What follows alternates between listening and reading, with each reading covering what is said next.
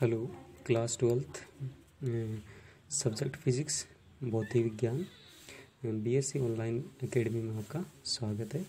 फिर से हम फिज़िक्स के बारे में अब तीसरा जो हमारा वीडियो है वो मैं बताने जा रहा हूँ। तो इसमें आपको ध्यान रखना है कि अगला जो नेक्स्ट टॉपिक है यानी दूसरे वीडियो के बाद में जो नेक्स्ट टॉपिक है वो हम यहाँ पर डिस्कस करने वाले हैं। तो अब यहाँ पर जो अगला नेक्स्ट टॉपिक है वो है आवेश के मात्रक। तो आवेश के मात्रक क्या क्या होते हैं तो वो हम डिस्कस करेंगे। तो सबसे पहले मैं डिस्कस करता हूँ आवेश का मुख्य रूप से मात्रक कूलाम होता है। आवेश का मुख्य रूप से मात्रक क्या होता है? कूलाम होता है। इसे एसआई मात्रक भी बोलते हैं। कौन सा मात्रक बोलते हैं? एसआई मात्रक भी बोलते हैं।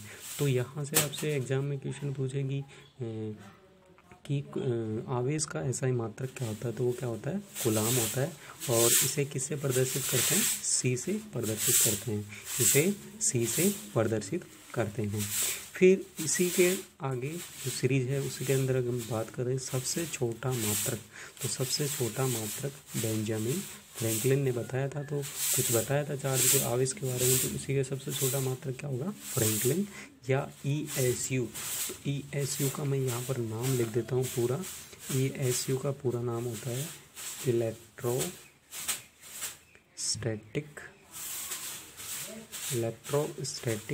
यूनिट।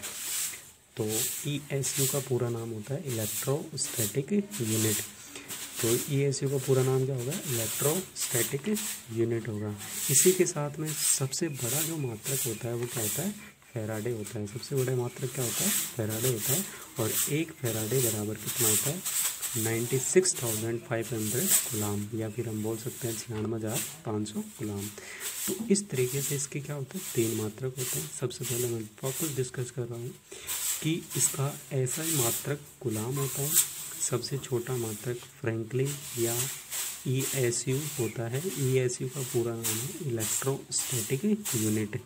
सबसे बड़ा मात्रक फैराडे होता है और एक फैराडे बराबर होता है 96,500 कूलाम। ठीक है, ये हमारे इसके मात्रक हो गया आवेश के। तो ये आपको याद रखना है, कई बार 1 नंबर का एग्जाम में पूछ लिया जाता है। ठीक है, अब हम बात करते हैं कूलाम बहुत बड़ा मात्रक। आगे जो लिखा हुआ है वो क्या है? कूलाम बहुत बड़ा मात्रक है। अतः न्यूमेरिकल सोल्व करने के लिए निम्न मात्रक प्रयोग किए जाते हैं।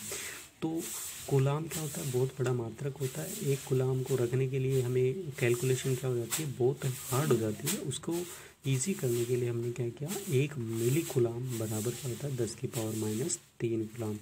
1 मिली कूलाम बराबर क्या होता है? 10⁻³ कूलाम। 1 माइक्रो कूलाम बराबर कितना होता है? 10⁻6 कूलाम। 1 नैनो कूलाम बराबर क्या होता है? 10⁻9 कूलाम। और 1 पीको कूलाम बराबर क्या होता है? 10⁻12 कूलाम। तो इस तरीके से इसके 4 ये मात्रक हम काम में लेते हैं न्यूमेरिकल प्रॉब्लम में। तो आपको न्यूमेरिकल में भी इसी प्रकार से मिलेगा कि 2 आवेश है, 2 आवेश, एक 3 माइक्रो कूलाम का, एक 5 माइक्रो कूलाम का, उनके बीच लगने वाले बल का मान याद कीजिए। ठीक है, तो इस तरीके से क्वेश्चन आते हैं। तो उसमें क्या होता है? ये micro coulomb, milli coulomb, nano coulomb, pico coulomb जैसी कंडीशन पूछी जाती है कि इनका आपको पता होना चाहिए। फिर इसी सीरीज में आता है नेक्स्ट जो टॉपिक है हमारा। नेक्स्ट जो टॉपिक है वो क्या है? आवेश के गुणधर्म। तो आवेश के बारे में हमने डेफिनेशन पढ़ ली, आवेश क्या होता है, क्या मात्रक होता है। अब इसके गुण क्या क्या है, क्या क्या गुण होता है आवेश में। तो सबसे पहले हम आवेश के गुणधर्म की बात करते हैं। तो आवेश के मुख्य रूप से आवेश के 4 गुणधर्म होते हैं। मुख्य रूप से आवेश के कितने गुणधर्म होते हैं? 4 गुणधर्म होते हैं। पहला है आवेशों की योज्यता। पहला क्या है? आवेशों की योज्यता। तो आवेशों का योग बीजगणितीय रूप से बीजगणितीय योग की तरह ही किया जाता है। आवेशों का योग किस तरीके से किया जाता है? बीजगणितीय योग की ही तरह ही किया जाता है।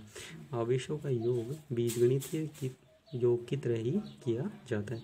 तो इसका हम उदाहरण देके समझते हैं कि बीजगणितीय योग कैसे होता है। जैसे मान लिया यहाँ पर देखो बीजगणितीय योग, ठीक है। जैसे 2x 5x 3x इनको हमें जोड़ना है तो हम क्या करते हैं? 2x + 5x + 3x = 10x।